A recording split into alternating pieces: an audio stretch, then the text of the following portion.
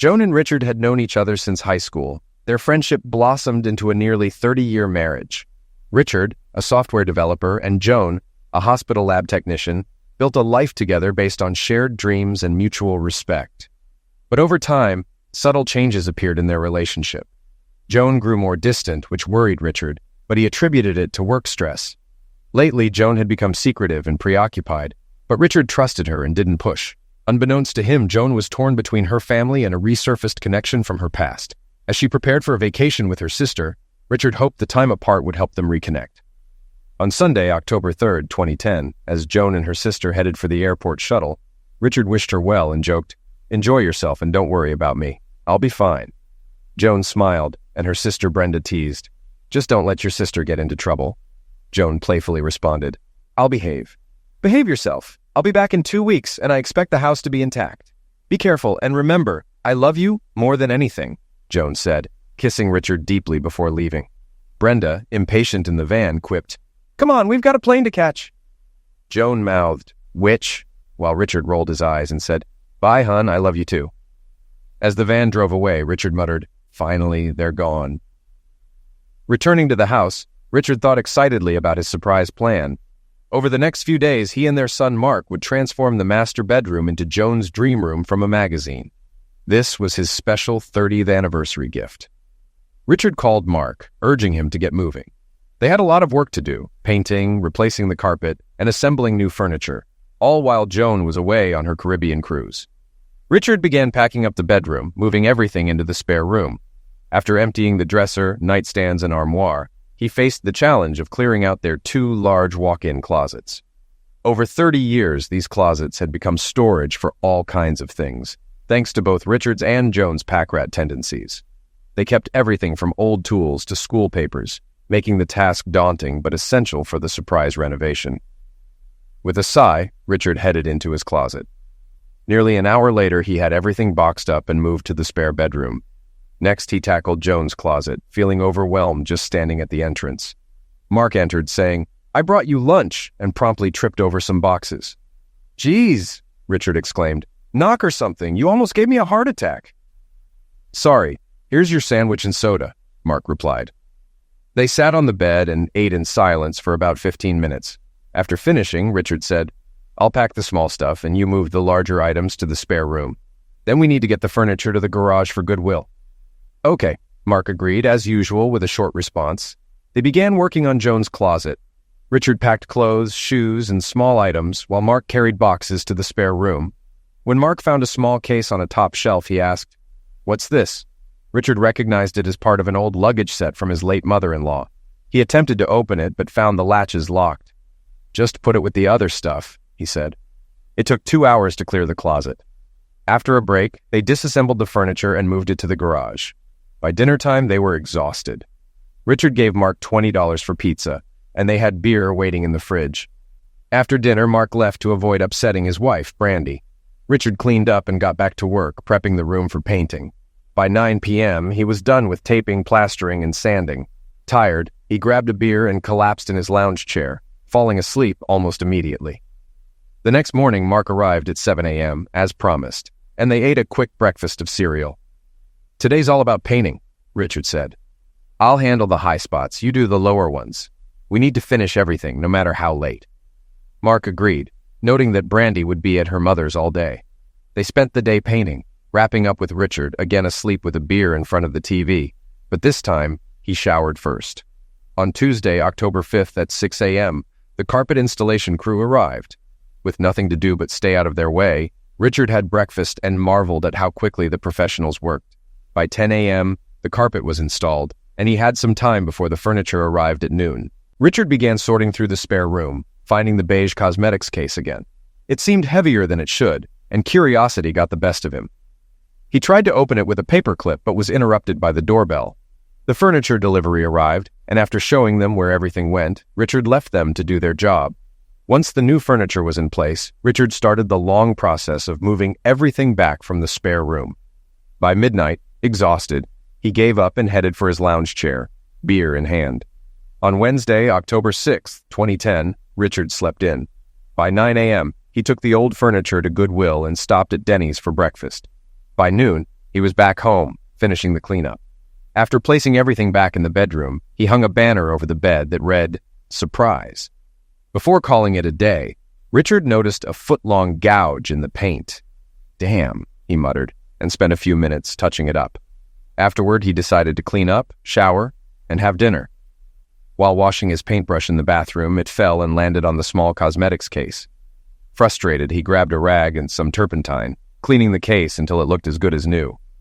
Curious about the case's contents, Richard retrieved a jar of old keys from the garage and found one that fit the Samsonite luggage locks.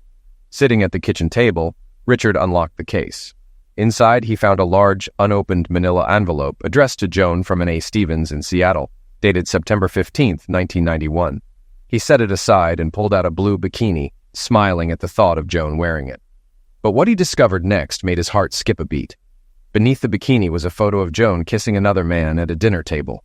Shocked, Richard's hands trembled as he examined the photo. His mind couldn't process why his wife was kissing someone else. Feeling nauseous, he rushed to the bathroom. After calming down, he returned to the kitchen and stared at the contents on the table. The cosmetics case, the manila envelope, the bikini, and the photo. His world crumbling before him. Richard sat down and pulled out a stack of photos from the case. Each one featured the same man. Some formal, some explicit, including a few old Polaroids. He found a woman's white silk scarf wrapped around letters tied with a red ribbon. The letters, addressed to Joan at work, were postmarked between 1989 and 1991. Richard took the earliest letter and began to read. June 22, 1989. My dearest Joan, it's been only a month, but I miss you terribly. I miss your voice, your touch, your lips, and most of all, your presence beside me in bed. I'll only call and write you at work, as you asked, to avoid any trouble. San Diego is everything I hoped for, but it's incomplete without you. I can't wait to be with you again. With all my love, Tim. Stunned, Richard shouted, "Holy crap, she had a lover!" He threw the letter down, overwhelmed by questions. He realized the only way to understand was to go through everything in the case. He moved the contents to the living room and sat down, muttering about Joan's pack rat habits. He started unpacking the case.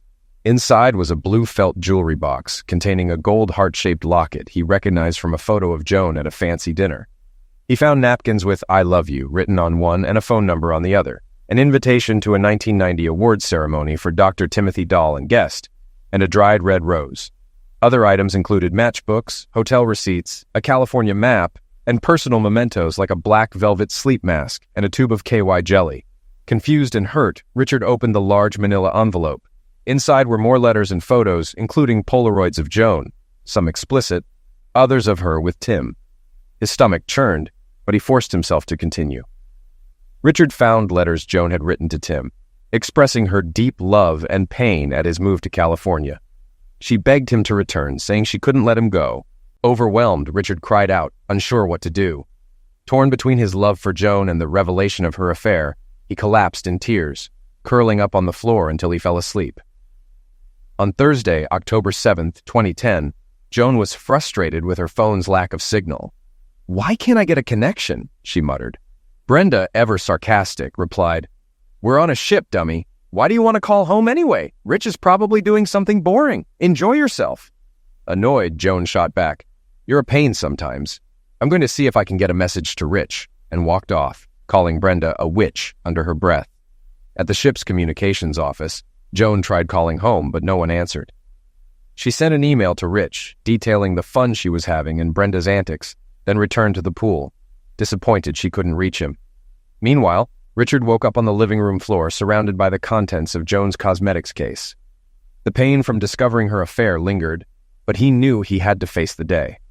After his morning routine, he stared at the mess on the floor, his eyes resting on an unclothed photo of Joan from her babe period. Richard reflected on their history. They had known each other since high school, where Joan, though average in appearance, saw something special in Richard. They dated through college and married shortly after graduating. Richard worked in computer science, and Joan became a lab technologist. They gradually built their careers, bought a house, and had a son, Mark. After a few years, Joan entered what Richard called her babe period. She lost weight, tanned, and got a new wardrobe, attracting attention wherever they went. Despite the admiration from others, Joan remained loyal to Richard. However, Joan's babe period ended when she became emotionally drained from work, leading to a period of depression. Richard took care of Mark and the household until Joan recovered. One day, she tearfully apologized for forgetting Richard's birthday, overwhelmed by her struggles. Richard reassured her, joking that she could make it up to him over the weekend. Soon after, Joan gained weight again, returning to her pre-babe period size. The attention she once received faded, but she and Richard were happy. Richard didn't care about the weight. He loved her and found her voluptuousness sexy. Now, Richard stood over the contents of Joan's cosmetics case, staring at her unclothed photo. No matter how much this hurts, I need to find out what this all means, and if we still have a future, he said aloud. He picked up the next letter. August 19th, 1989. Darling Joan, our time together last week was incredible. I can still smell your perfume and hear your moans. The plane ride home was agonizing because I was getting further from you. Our love won't fade, even with distance. The third time we made love was the most tender experience of my life. I love you so much. With all my heart, Tim. Richard thought, this is exactly how Joan and I used to be. But now, she's doing this with someone else. Angry and hurt, he grabbed the next letter. August 21st, 1989. My love, it took me days to recover from our time together, but I'd do it all again. I'm sorry we only had one day, but it was unforgettable. I love you deeply. I'm so torn between you and my perfect life at home. I need both of you in my life. I can't imagine living without either of you.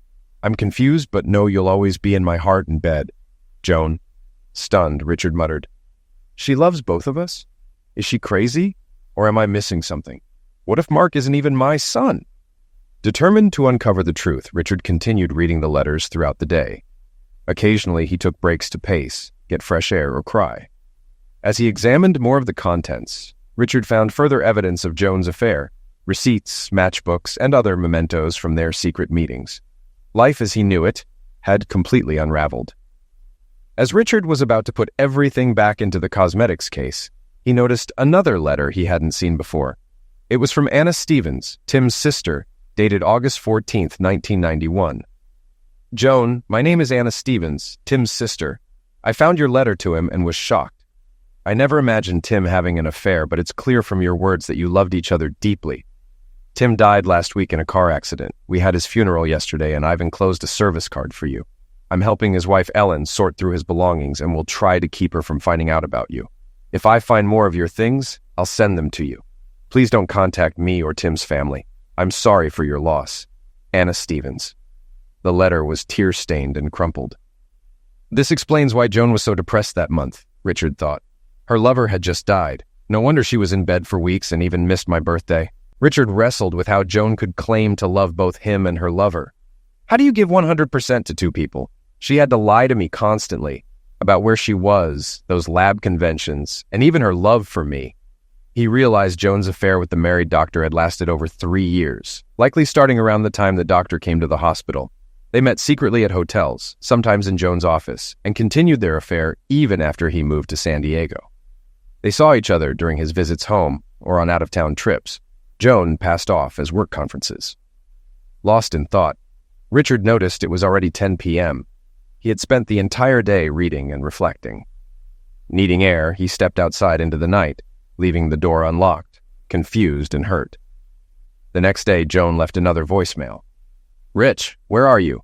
I tried to call yesterday. I miss you and love you. Please be there tonight, or I might just stay on this ship forever. Back at home, Richard listened silently, bitterly muttering, She says she loves me. Liar. He stumbled to the bathroom, haunted by her words. I love you too, you two-timing witch, he replied to the imaginary Joan in his head. But I can't believe anything you say anymore. I've got to figure out what to do. Determined to plan his next steps, Richard looked at himself in the mirror. God, you look awful, he said. You haven't showered or eaten in days. That's the first thing to fix. After a hot shower, shave, and a quick breakfast of cereal, Richard sat at the kitchen table to think about his future. An hour later, he had a rough plan and started making a list of tasks. His top priority was to determine if Mark was his biological son. He ordered a home DNA testing kit for overnight delivery. With a week until Joan returned, he decided to keep busy with chores to avoid sinking into depression. Meanwhile, Joan grew increasingly worried about not hearing from Richard. She left messages for both him and Mark, asking her son to check on his father. "I hope nothing's wrong," she thought, her concern growing. The next day, Mark grumbled as he headed to his dad's house, annoyed at having to check on him. After pounding on the door, Richard finally called out from the backyard where he was trimming a tree. Frustrated, Mark got his father a bottle of water and then retrieved the mail, which included the DNA test kit. Richard, pretending it was a flu test, convinced Mark to participate. Afterward, Mark urged his father to call Joan and left. Richard completed the DNA test and sealed it in the return envelope, ready to mail on Monday. He spent the rest of the day doing household chores to keep his mind off Joan. That night, he finally ate a decent meal, pizza and beer. On Sunday morning, Richard left a voicemail for Joan saying he was fine and would call her on Monday. He spent the day at the park watching ducks and families, trying to distract himself. On Monday, October 11th, Richard followed his usual routine but made significant changes. He mailed the DNA test and then went to his workplace's HR office to apply for immediate retirement, something he hadn't planned to do until Joan could retire too. Those plans were now gone. He informed his boss of his decision and took 2 weeks of leave.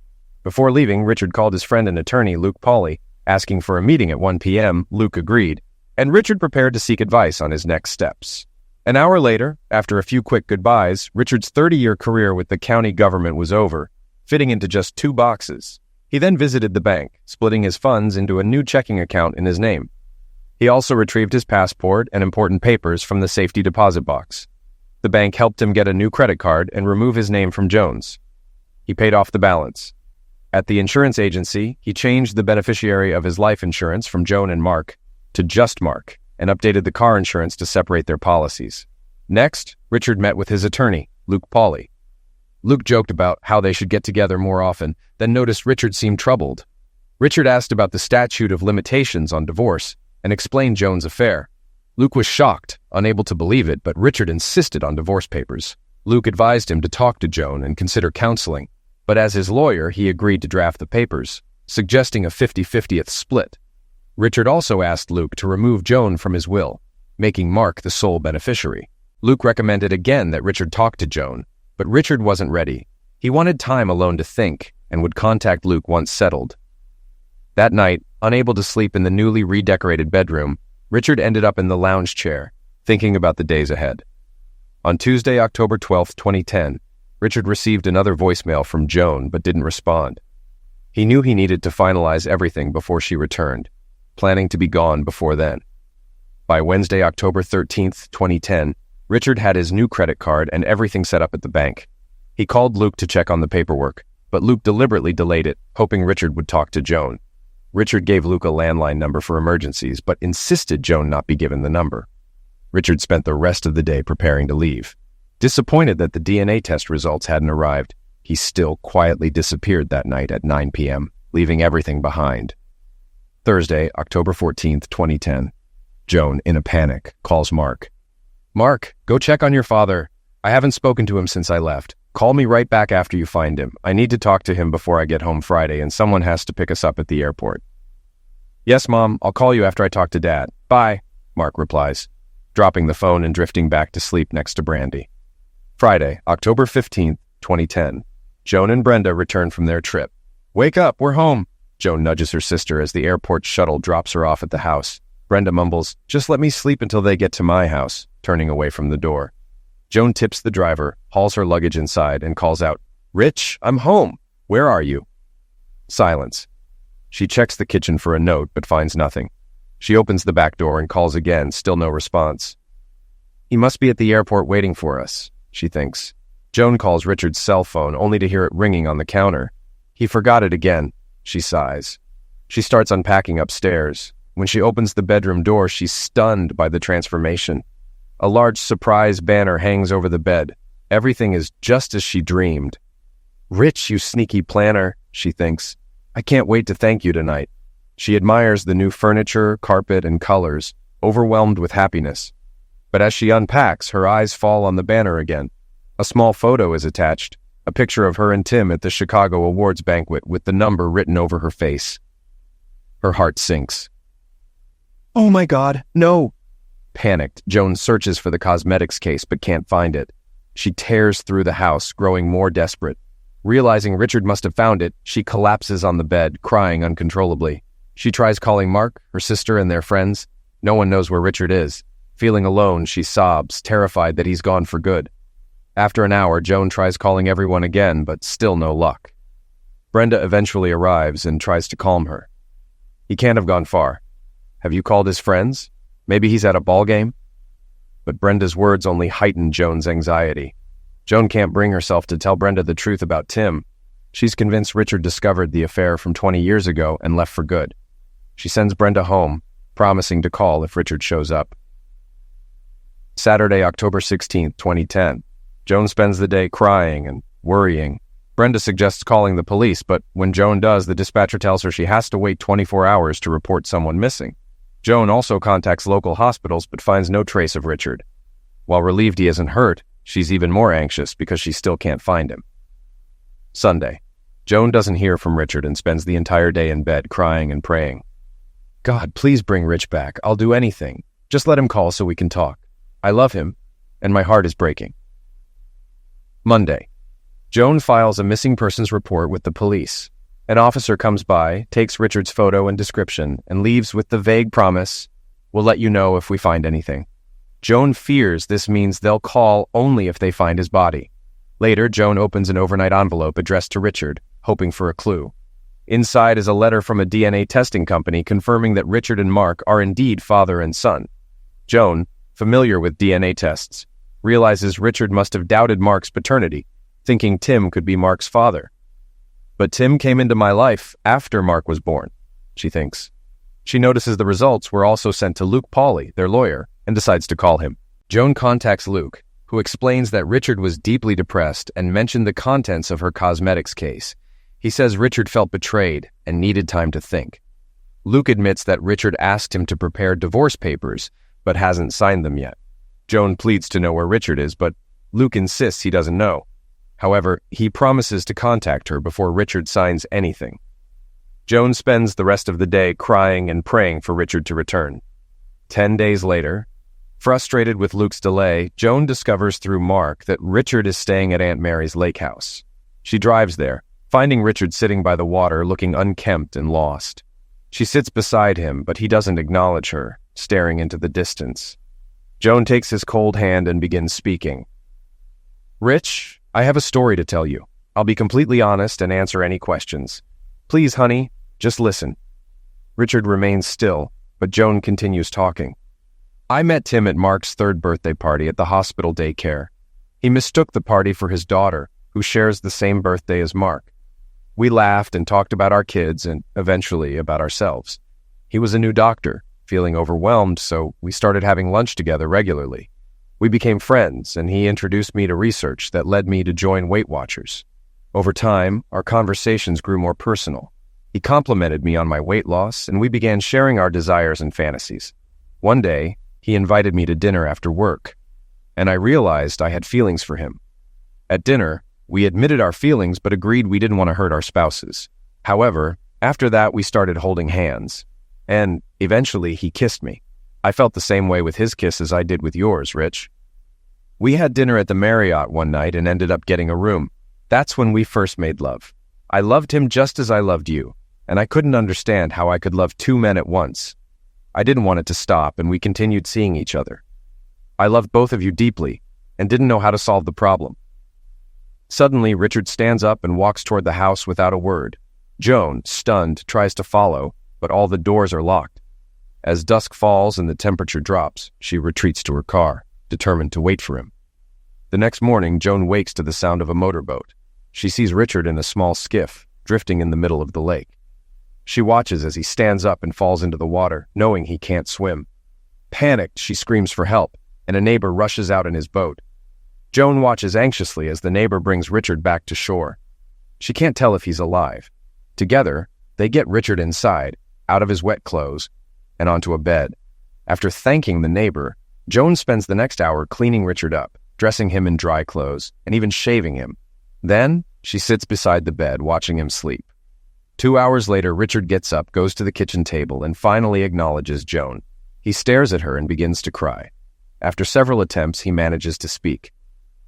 "Do you remember me telling you about my old girlfriend, Carolyn? We dated for about a year. One day, she broke up with me over the phone, saying she had a new boyfriend. I rushed to her house, and they were waiting for me. I was furious but didn't do anything, even when her new boyfriend taunted me. I walked away, humiliated. Later, I ran into her new boyfriend again. I planned to strike him up with a pool stick I kept in my car, but a guy from the neighborhood, Larry, stopped me. He told me no girl was worth what I was about to do. I believed him until I met you. You are worth everything, even dying for. Today on the lake, I thought of that story again. I realized that eliminating myself over what you did was wrong. I wanted to live, to talk to you. I need to know why. Richard then puts his head down on the table. Joan embraces him, and they quietly cry together. After a long silence, Richard looks at Joan and simply says, "Let's go home." 2 months later, life remains tense between them. They live in the same house, but sleep in separate rooms. Richard is distant, and Joan is always on edge. They haven't really talked, and their son Mark only visits briefly. Every weekend, Richard spends time at Aunt Mary's house, while Joan worries he might damage himself again. Today is Mark's birthday, and the family gathers for cake and presents. When it's Richard's turn, he retrieves the cosmetics case and the DNA test report from the garage, placing them on the table.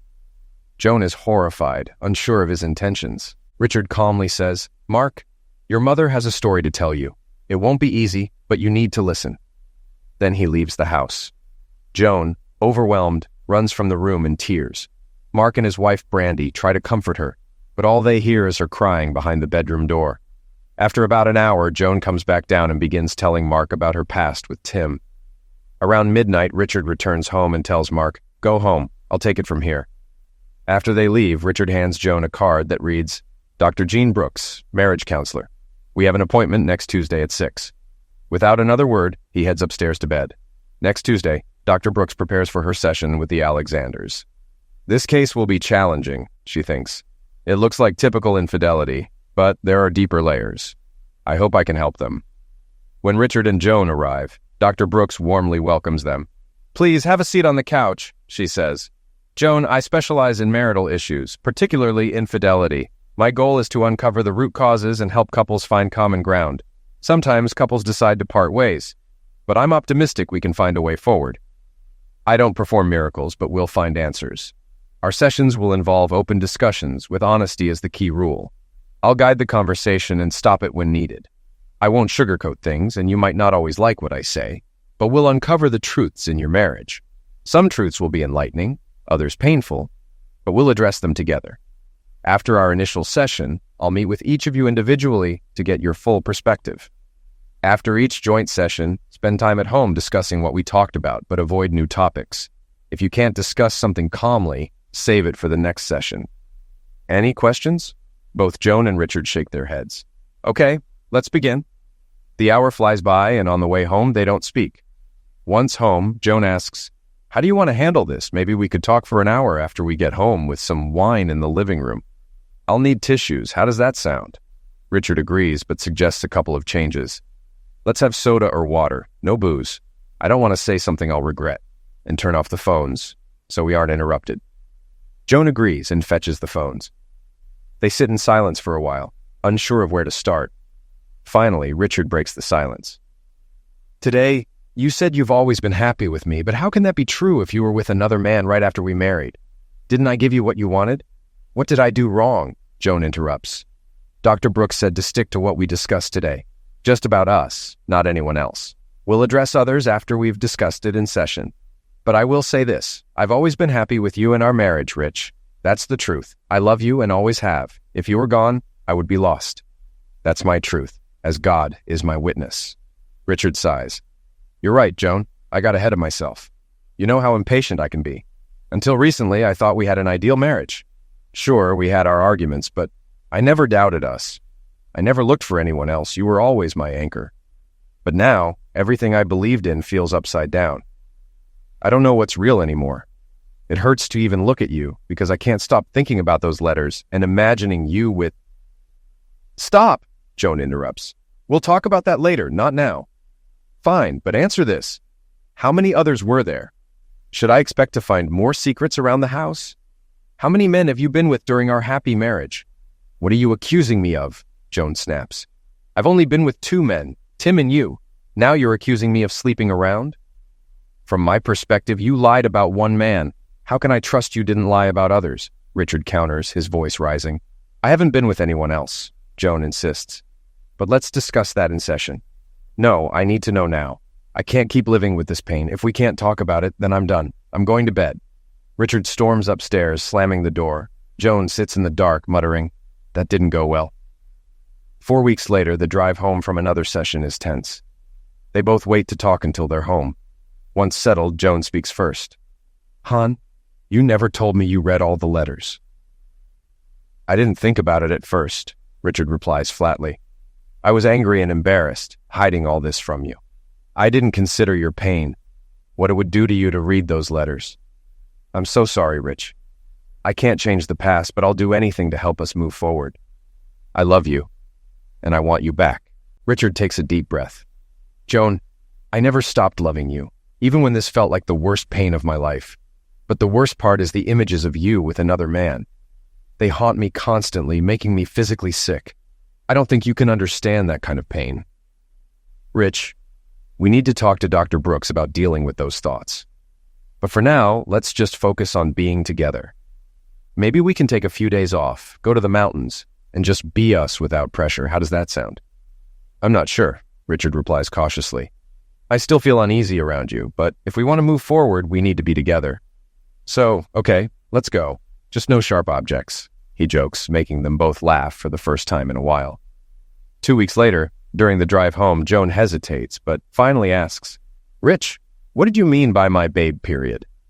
I don't want to talk about it, Richard replies curtly. Why not? Because it hurts too much. Let's drop it. I don't understand. What did I do that hurt you? Reluctantly, Richard responds, your babe period was when you joined Weight Watchers, lost weight, tanned, got your nails done, and bought a new sexy wardrobe. You were no longer the cute, overweight woman I married. You became a babe. Men noticed you, and I was proud but also worried someone better might take you away. It all changed when you got sick and returned to your old self. I loved you then and now, but knowing that transformation wasn't for me but for another man hurts. It ruins the memory.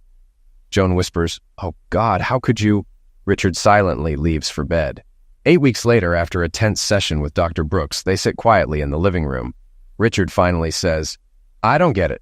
Dr. Brooks said loving two people at once is common, but it sounds like nonsense to me. I understand the logic, but not the emotions. Joan tries to explain.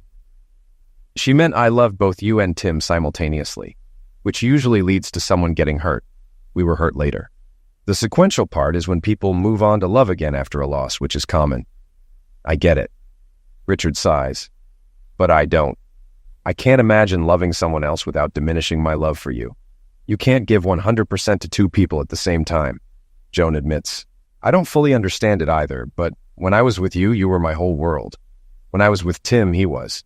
It was like flipping a switch between you two. I loved both of you completely. Richard nods. We'll need to keep talking about this. For now, let's write down questions for the next session. They both remain unsatisfied and retreat to separate bedrooms. 6 weeks later, Joan is crying much less as they sit in the living room. Richard begins, Honey, I'm sorry for what I said. I didn't mean it. Well, maybe I did in some way, but I wasn't trying to hurt you or be spiteful. I just said I was glad he died because I didn't have to share you with him. It wasn't until Dr. Brooks explained that his end of life was as hard on you as mine would be that I started to see it from your perspective. I get it a little now. The man you loved died, and you had no one to grieve with. You were alone in your grief. You had me, but you couldn't tell me without losing me. I understand why you were depressed. I would have been too if you had died. I'm sorry I said it the way I did. I didn't mean it. Oh, Rich, you can be so damn stubborn sometimes, Joan responds, her voice quivering with emotion. You've been trying to understand how I could feel the same way about two men at once, but you don't see how losing one of them would devastate me? Well, do you get it now? I loved him. He died. I died too. I grieved, just like I would have if you had died. It's the same now as it was 20 years ago. If you had died on that lake, I would have died too. Do you understand now? Richard looks a bit embarrassed, but replies, I guess on some level I do. I didn't mean it that way. I can be selfish too. We just touched on this today, but when you found out about Tim, I felt like I had to go through all the sorrow of his end of life all over again. I guess I still have feelings for him. I haven't thought of him in years, but I can still see his face. He'll always be in my memories. Now that you know, I have to relive all that pain again, and it's eliminating me. Can we let Dr. Brooks guide us through this next week? I can see it's going to be hard for both of us. Okay, Joan agrees softly, but get me a glass of wine before you go to bed. I need some time alone. Richard gets the wine, turns off the living room lights, and heads upstairs. At the top of the stairs, he hears sobbing from downstairs. He quietly closes his bedroom door. 8 weeks later, Joan finally lets her anger show. I can't talk to you tonight. You make me so mad I could strangle you. You wanted a divorce without even talking to me? Are you crazy? We've talked about everything since we were married, and at this crucial point you want to handle this alone? What are you thinking? I'm going to bed. Now it's Richard's turn to sit in the dark living room with a beer. He doesn't care much for wine. The next morning, some say the smell of brewing coffee can wake the dead. That's Richard's first thought as he wakes up. He opens one eye slightly and sees the living room ceiling. The smell of coffee is still there. He opens his other eye and turns his head toward the kitchen. He sees a tall woman in a bathrobe holding a steaming cup of coffee. Breakfast is almost ready. Go clean up. Go, Joan says firmly. Joan is the woman in the bathrobe that Richard sees. After all these years, she still looks like a goddess in the morning, voluptuous and earthy. His heart beats a little faster, and it's not because of the coffee. Richard sits up and accidentally knocks over the empty beer bottle. He heads to the bathroom, relieves himself, and washes up. In the mirror, he sees bloodshot eyes and the imprint of the couch cushion on his face. Neither looks good, but he goes back downstairs for breakfast anyway. After a delicious meal, one he didn't have to cook, he leans back and really looks at Joan for the first time that day. She, too, has bloodshot eyes. I'm sorry, Joan says quietly. I'm still struggling with seeing things from your perspective. We need to write that down for Dr. Brooks next time. Richard smiles, something he hasn't done much lately. That's okay. I struggle with it too. Sometimes when I say something, I don't think about how it'll sound to you or how it'll make you feel. I'm sorry too. He pauses. How about we have our conversation this morning? Wait a minute, Joan interrupts. What are you doing off work today? I took the day off because it's more important to be here and talk this out with you than to push papers at the lab. They can manage without me today. An hour later, they're sitting in the backyard with another cup of coffee, talking. Why did you ask Luke to draft divorce papers? Joan asks. I was so hurt and confused. I wasn't thinking straight. All I knew was that you cheated and I didn't want anything to do with you anymore. I've always believed, once a cheater, always a cheater. I didn't want to go through that again. Like I said, I wasn't thinking straight. But why didn't you want to talk to me? Maybe we could have worked it out, Joan presses. I know. If we had talked, I would have said things I'd regret. It would have hurt both of us, maybe beyond repair. I also knew that if we talked, I wouldn't understand anything you said. There was too much going on in my mind. Besides, I was hurt and thought if you suffered too, I'd feel better. But, by the way, I don't feel better. Joan sighs. That actually makes sense. I probably thought all those nasty things about myself too. We need to let Dr. Brooks guide us through this. We can't leave anything unsaid or unresolved. We have to be careful and take our time. Joan, can I ask you something off topic? Sure, anything. Did you ever think about leaving me while you were with him? Never. I loved you. I never thought about leaving you. You've always been my world. I wasn't going to give you up. I loved both of you.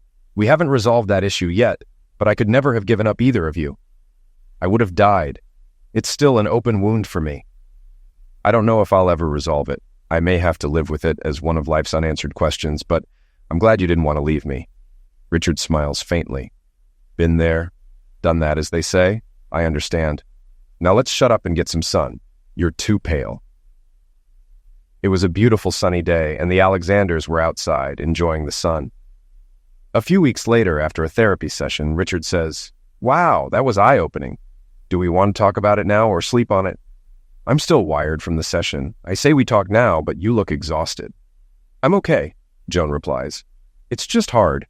Remembering everything and being completely open about Zex has always been difficult for me. Even saying head out loud is tough. I'm mentally exhausted, but we can still talk if you want. Tonight, though, I'll need something stronger than soda. Okay, you relax, and I'll get us something to drink. Richard says. He fetches a glass of wine for Joan and a soda for himself. When he returns to the living room, he sees Joan on the couch, her head back and eyes closed.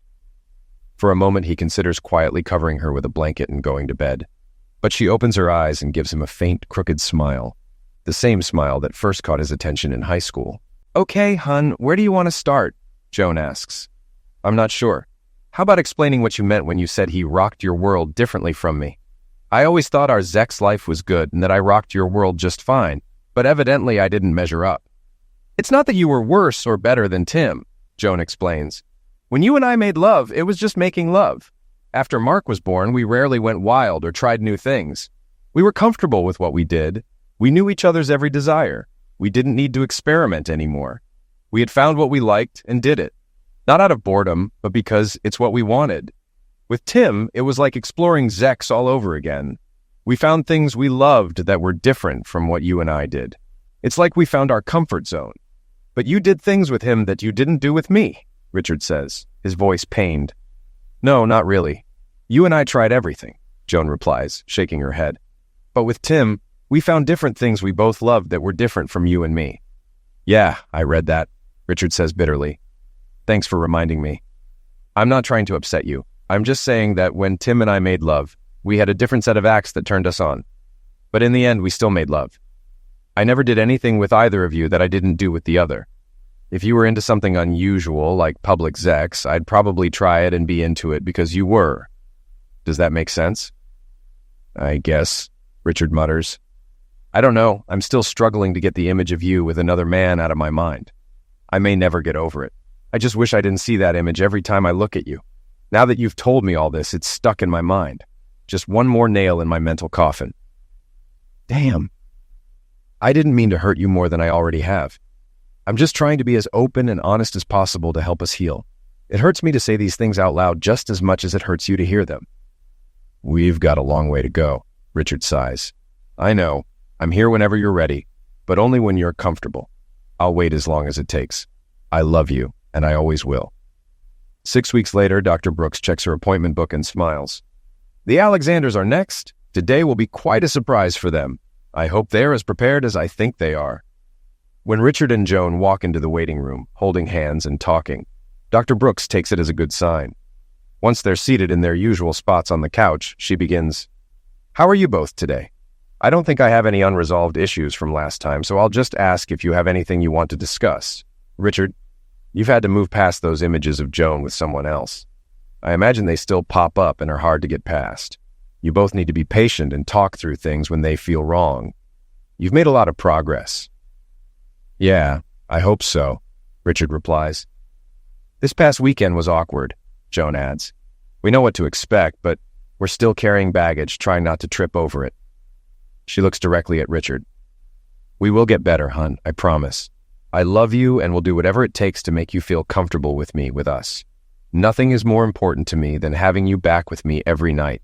I've missed you more than you know. I need you, and I love you." Richard nods. "Just be patient. We've got some demons to conquer." After a long pause, Dr. Brooks gives them the news. "This will be our last session.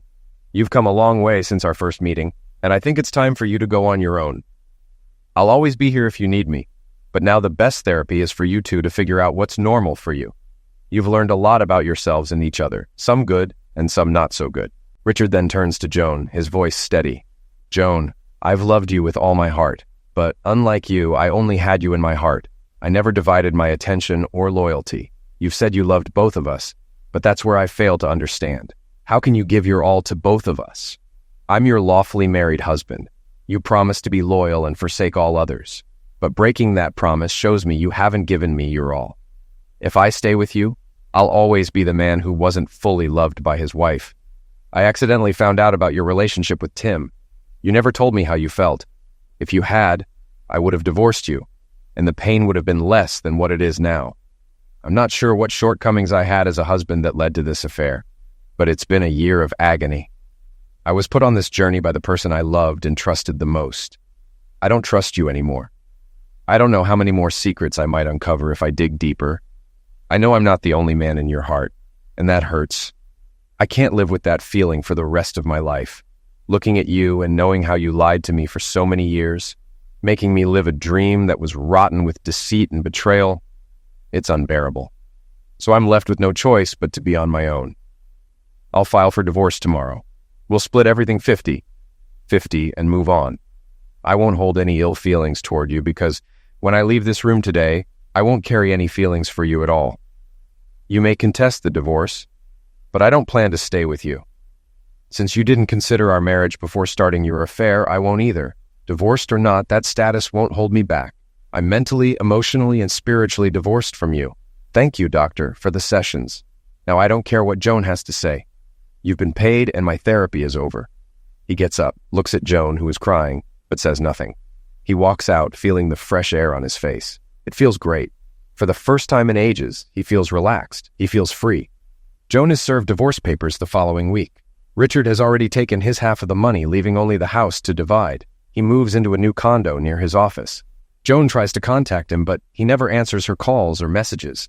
Their son tries to intervene, but Richard asks him, "What if, after years of bliss, you woke up in a nightmare? Would you still live in that nightmare?" His son stops asking after that. 2 years later, Richard is finally free of his marriage. Joan tried every tactic, but he paid no attention. She begged, threatened, and cried, but it didn't matter to him. At his age, finding a new partner seemed unlikely, but Richard found comfort in living with his 3 German shepherds. He knew for sure that they only loved him.